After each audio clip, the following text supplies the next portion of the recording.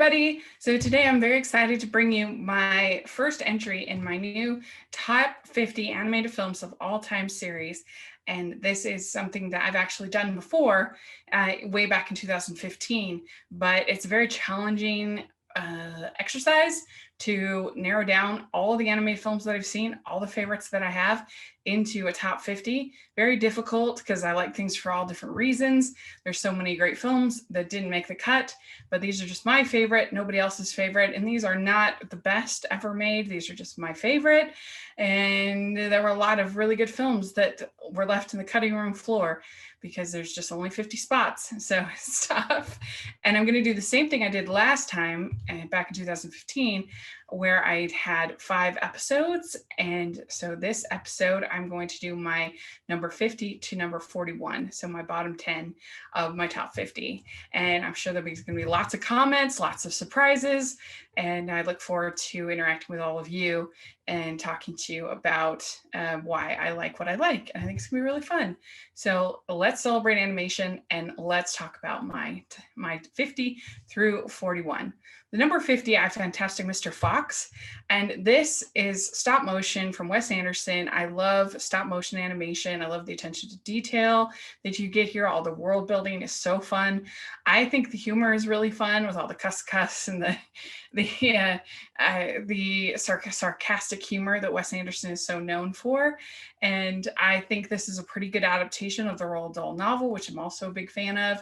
I think that he is a tough writer to adapt to screen. There's been some good ones like Witches, the original Witches, or the original Willy Wonka and the Chocolate Factory, but there's been a lot of misses too. So it's not easy to do to get that tone right when it comes to Roald Dahl. But I think that Wes Anderson did a good job with this one, and it's number 50 on my list. Number 49 on my list is A Cat in Paris, this Oscar-nominated film, and it tells the story of a young girl whose mother is a detective, and she is looking into a mobster who is responsible for killing her husband, the girl's father, who it was also a detective, a cop, and their cat, she finds a cat, and the cat ends up becoming friends with a cat burglar. And throughout the story, she becomes friends with this cat burglar. And the thing that makes this, I think, so special is the relationship between the girl and her mother. I think it's really a type of broken woman that you don't typically see as far as single women. And I think it's a very moving portrayal. And I really like the character development in this movie. I also just love the animation. The Cubist style is really beautiful and bold and unique. And I've never seen any other filmmakers who do films quite like the people who made this film with Alain Gagnon and Jean-Luc Ficoli. They have some other films, but this one is their best, and I just love the animation. Number 48, I have The Red Turtle, and this is a collaboration between Michael Dudek DeWitt and the people over at Studio Ghibli and Takahata in particular. You can definitely see that influence in this film. This is a beautiful fable about a man who is deserted on a desert island, and he becomes friends with a turtle that has very special powers, I guess you'd say.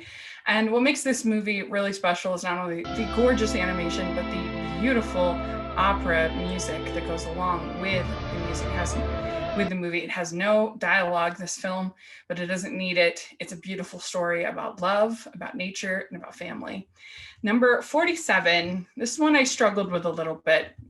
I have Anastasia at number 47. Now, I admit that this is partly nostalgia because I loved this movie. It came out when I was a teenager and I really loved it. It's a really good romance between Dimitri and Anya. And I love the animation and I love the songs.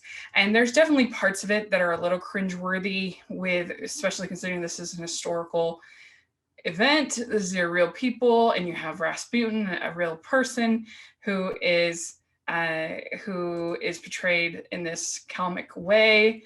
But I still really enjoy it. I really love the animation. I really love the music, and I really like the romance. So I had to be honest, and it's one of my favorites. So it had to make the list. So I have it at 47.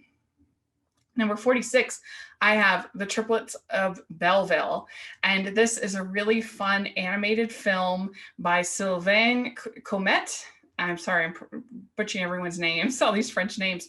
So this is a story about three triplets who are part of a song and dance team, kind of like Fred Astaire and Ginger Rogers kind of a thing, that sort of era. And they team up with a woman who has lost her grandson, who is in the Tour de France. And this movie is funny, it's creative. I love the animation, I love the music. It's a great time and something totally different that you won't see in any other animated film. At number 45, I have Charlotte's Web. And this tells the E.B. White story of the pig who wants to save his life and the friendship between him and a spider named Charlotte. And I love stories of unlikely friendships, and this is certainly going to qualify. But you also have a great supporting cast with Templeton the Rat, voiced by Paul Lynde in a great performance. And you have the wonderful Sherman Brothers songs, and I think one of their favorites and one of their only ones, aside from Chitty Chitty Bang Bang, that they did outside of Disney. And in great song, a fair is a veritable smorgasbord, or and the great songs by Debbie Reynolds, great voice work. It's charming, it's fun, it's a great example of animation helping to teach kids a sweet lesson about how to be a good friend and be loyal and kind. At number 44, I have The Night is Short, Walk On Girl. And this is by Masaki Yuasa. And this movie is bonkers. It's crazy. It's not going to be for everybody, but I really, really had a great time watching it. I've seen it a couple times now, but the animation is absolutely incredible. And it's basically just about this girl that's going on this big drinking bender all night long to celebrate her finishing school. And it becomes a musical at a certain point. There's a romance involved. And it's just really surprising, really creative, very beautiful. And I love it. I think it's great. And we did this one for Obscure Animation. And so if you haven't listened to that episode, you really should. It's a lot of fun. So then at 43, I have The Adventures of Prince Ahmed. This is directed by Lottie Reniger, who is the kind of the founder of animation. This is one of the earliest still available animated films ever made, and it's done through Silhouettes. Basically, it tells the story of Aladdin and the Arabian Nights, and the Silhouettes is just incredible. The attention to detail that they do and the fluidity, the way they use colors is just really great. And the way it uses the music, and it's just cool to see one of the first animated films ever made, and an early film made by a woman, which is super cool. And it's just beautiful to watch and a fun classic story. Number 42, I have An American Tail. And I feel like American Tail, it doesn't get quite the praise that maybe it deserves. Especially it gets kind of lost, I think, in like the Renaissance films and things like that. But I love it. I think it is such a heartwarming, sweet, lovely movie with beautiful animation and telling an immigrant story from the point of view of a mouse. Great songs by James Horner. Somewhere Out There is such a classic, beautiful, and I think it's emotional. I think it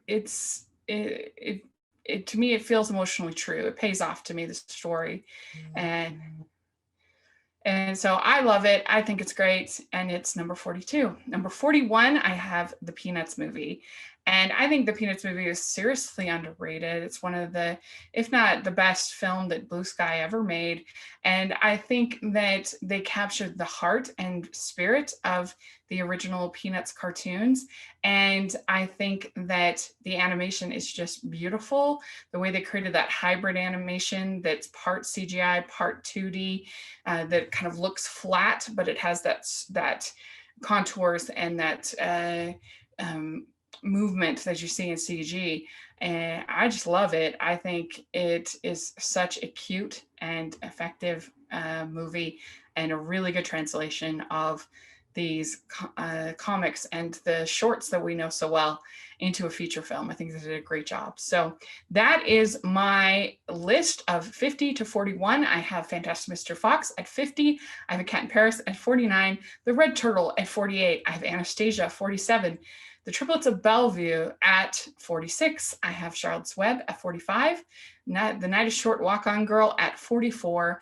The Adventures of Prince Ahmed at 43. An American Tale at 42. And the Peanuts movie at 41. So let me know what you think about my list so far, and if there are any surprises you didn't expect to be on here, or maybe there's some ones that you never heard of, and I would love to hear that too, and maybe you can go check them out and let me know what you think. I would think that'd be really fun. And make sure you are following me on all the social medias at Rachel's Reviews. Also, if you could please like this video, subscribe to my channel, I would really appreciate it. And also check out the merch store. You can get #AnimationJunkie shirts. They're really fun and they help support everything I do, and I really, really appreciate it. And we also have our patron group, and we are going to be having actress Mary Lou Henner as our guest this month on the 24th for a special Q&A for the patrons. So this is a pretty cool opportunity. She's been in many, many, many wonderful shows. So if you have something you'd like to ask her, then you can become a patron for only $2 a month. So please take a look at that. I would really, really, really appreciate it. And it's a chance to make an impact on the channel and everything that I do. So thank you so much. And I'm curious for your thoughts. Let me know what you think, and I'll talk to y'all later. Bye, everyone.